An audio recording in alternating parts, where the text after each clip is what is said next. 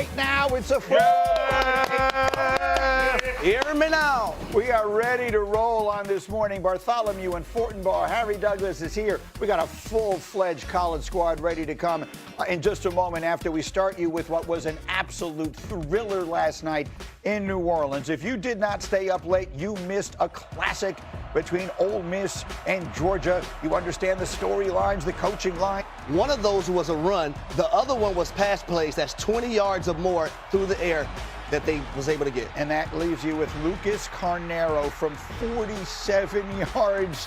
Who needs Lane Kiffin? We all we got. The celebration is on. Ole Miss in a thriller comes from behind to win it 39-34. An absolutely spectacular game in the SEC, and we have an absolutely spectacular crew to do it with us here. We got Harry, we got Jordan Rodgers, we got E.J. Manuel, we got Josh Pate up with us early. I will start with you, Jordan, because for the second consecutive day, you were the only one on the right side of a pick. You had Ole Miss winning last night. What's your number one takeaway from that victory?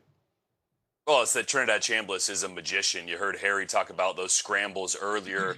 That was really what changed the momentum of the game. And I said it before as we were making our picks. I thought this was going to take a special performance from Trinidad Chambliss, and that's exactly what he delivered. This was a moment where the momentum completely shifted.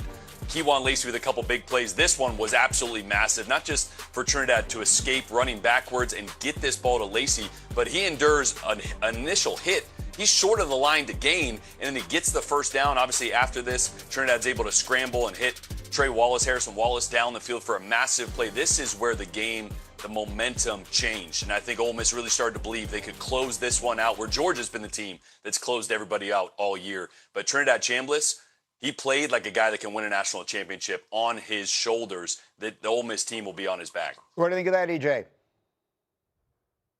Look, Trinidad played amazing, but I'll also say my biggest takeaway was how cool and calm and collected Pete Golding was, the head coach. And throughout that football game, anytime the defense made a mistake or anytime, even before the end of the first half where they weren't able to get lined up for a field goal and you saw Pete go and talk to the reporter, he wasn't flustered. He never seemed like the moment was too big for him. And let's keep this in mind, guys. He did just get, promoted up to the head coaching spot. And I think his ability to stay relaxed throughout that entire game kept his team the same way. I even remember one of his corners had a pass interference. And, the corner's kind of walking by him, and he's just encouraging him, telling him, hey, man, it's going to be fine, keep playing ball. And ultimately, I think that's what kept that confidence going for these plays later in that second half for Ole Miss to come back and win. He has coached 2 games, both of them in the college football playoff. He's now 2-0, as he, of course, is elevated after the departure of Lane Kiffin, which, Josh Pate, is a huge storyline that sort of hovered over and around this game, so much of the build-up and even into last night.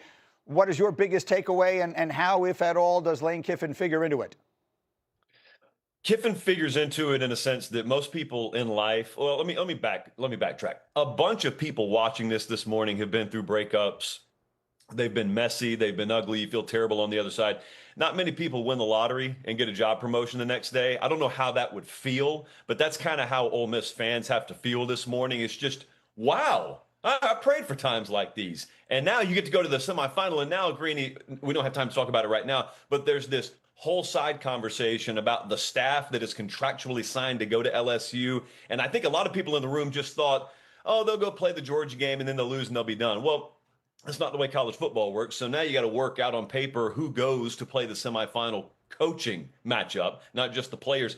To go back to Trinidad Chambliss for just a second, said yesterday, he's the most dangerous quarterback left in this tournament. There's a difference sometimes in the best and the most dangerous, and he may be both of them, by the way, but the most dangerous is the kind of guy that puts a coach as experienced as Kirby Smart in a position where he feels like he needs to go for it on his own 30 in a 3-point game with 9 minutes and change to go. That's the kind of stuff. Deshaun Watson did it a generation ago. Manziel's done that kind of stuff. He did that kind of stuff last night. It's the kind of stuff they remember way afterwards. Kirby Smart will be talking about him at clinics for the rest of his life, about how sometimes you get put in a position where there's nothing you can do. The only thing you said there that I disagree with is that we don't have time to get into that sidebar here. I think we do, because I'm not sure everyone fully understands it. Ole Miss, by virtue of their win, is now scheduled to play Miami in the college football playoff semifinal next Thursday. The transfer portal opens today. Many of the coaches on that staff are supposed to be at LSU now. So what actually does happen now, Josh, to the best of your understanding and the best of what we know as far as how that will affect Mississippi going forward into their next playoff game? I would encourage everyone actually to go to ESPN.com. Mark Schlabach is all over this morning and last night and had a really good feature about it, because the fact of the matter is a lot of it's up in the air. A lot of it's undecided. You've got Lane Kiffin's side of things, and the LSU side of things is you guys signed contracts to come here.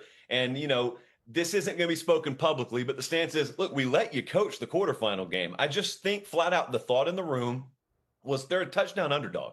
So we'll let them go coach that game. They'll lose it. Then they'll come here. They won the game. And this was always a possibility, but I don't think it was really in the plan. It was much more of a contingency side plan over here. And there is going to be some contentious conversations that have to happen, because those guys are supposed to be in Baton Rouge today, getting ready or recruiting for the transfer portal. And instead, they got Miami and Glendale, Arizona in a week. And I don't think as of this morning, that stuff's fully decided, Greeny. Here's what I can tell you. Our Heather Dinich spoke to Lane Kiffin this morning, and this is what he said, quote, "Everything has been extremely clear and transparent between myself and Pete Golding through constant communication, including a plan all the way through this historic championship run." So he says that he and Pete know what's about to happen. The rest of us, I suppose, have to wait and find out what that plan is. Harry, we did the highlight, but what is your number one takeaway from Ole Miss's win over Georgia last night? Well, I think you look at the University of Georgia. They were terrible in the secondary. They gave up explosive plays, 8 to be exact. And then they did not contain the quarterback over and over again. And I think when you look at them offensively, they have to get to a point to where they can push the football down the field.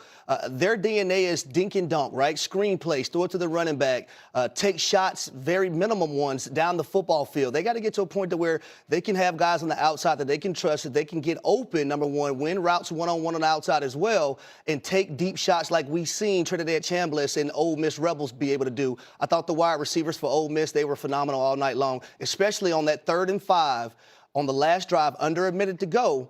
Great job by the wide receiver winning one-on-one to set up the game-winning field goal. All right, we are just getting started. That game was spectacular. The game that preceded it, perhaps not quite as scintillating to watch, but more historically significant in every conceivable way. The Bama beatdown at the Rose Bowl. How a flawless Mendoza overwhelmed the Crimson Tide, what it means for absolutely everyone on both sides. We're all over it. Plus, we will have NFL conversation today. Massive weekend, Ravens and Steelers. You'll hear what Lamar Jackson had to say about his future.